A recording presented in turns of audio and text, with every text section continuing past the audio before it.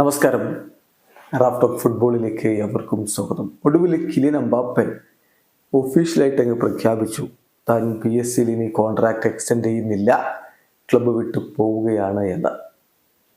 അദ്ദേഹം ഇന്നലെ വിശദമായിട്ട് ഒരു വീഡിയോ ഒക്കെ ഇറക്കിക്കൊണ്ട് ഒരുപാട് പേർക്ക് നന്ദിയൊക്കെ പറഞ്ഞുകൊണ്ട് ഇങ്ങനെ ഒരു പ്രഖ്യാപനം നടത്തി. അത് പ്രതീക്ഷിച്ചതാണ്. കാരണം അദ്ദേഹം കോൺട്രാക്ട് എക്സ്റ്റെൻഡ് ചെയ്യില്ല എന്നുള്ള വാർത്ത നേരത്തെ വന്നതാണ്. പിന്നെ ഈ ഒരു ഒഫീഷ്യൽ പ്രഖ്യാപനം എന്തുകൊണ്ട് ഇങ്ങനെ വൈകി വന്നു, അല്ലെങ്കിൽ അദ്ദേഹം തന്നെ വന്ന് വിശദീകരിക്കുന്ന വൈകി വന്നു എന്ന് ചോദിച്ചാൽ, PSG UEFA ചാമ്പ്യൻസ് ലീഗിൽ മത്സരിക്കുന്നുണ്ടായിരുന്നു. ആ ഒരു ഘട്ടത്തിൽ ആ പ്രഖ്യാപനം വേണ്ട എന്നുള്ളത് കൊണ്ട് തന്നെയാണ്. ഇപ്പൊ അത് കഴിഞ്ഞു, പ്രഖ്യാപനം വന്നു.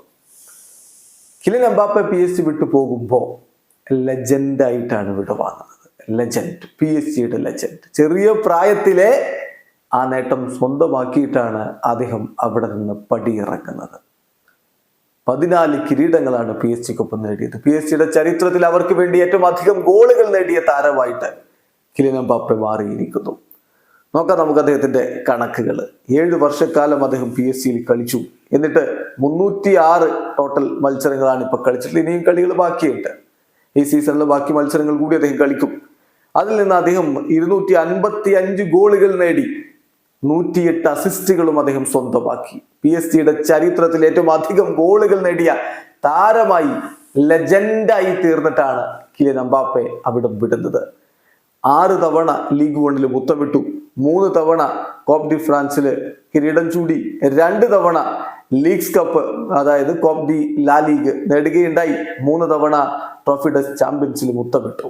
അങ്ങനെ എല്ലാം നേടിയിട്ടാണ് അവിടെ നിന്ന് പോകുന്നത്. UEFA ചാമ്പ്യൻസ് ലീഗിലെ കിരീടമായിരുന്നു അദ്ദേഹം പക്ഷെ ഇവിടെ നിന്ന് ആഗ്രഹിച്ച്, അത് മാത്രം ലഭിച്ചില്ല. കയ്യെത്തും ദൂരത്ത് ഒരു ഘട്ടത്തിൽ ഫൈനലിൽ ബയേണിനോട് തോറ്റു പുറത്തായത് ഓർമ്മയില്ലേ?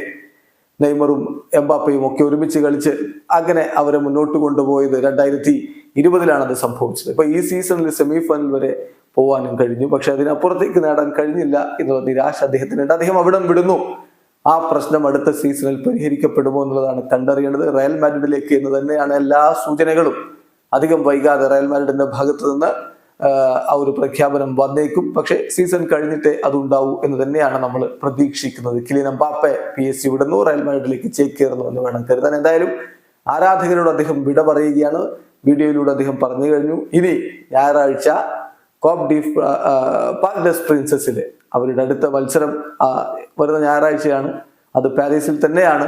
പാർക്ക് ഡെസ് പ്രിൻസസിൽ അദ്ദേഹം ആരാധകരോട് വിട പറയുകയും ചെയ്യും. വീഡിയോ അവസാനിക്കുന്നു. ഫുട്ബോൾ ലോകത്തെ കൂടുതൽ വിശേഷങ്ങളുമായി റാഫ് ടോക്സിൽ എത്താം.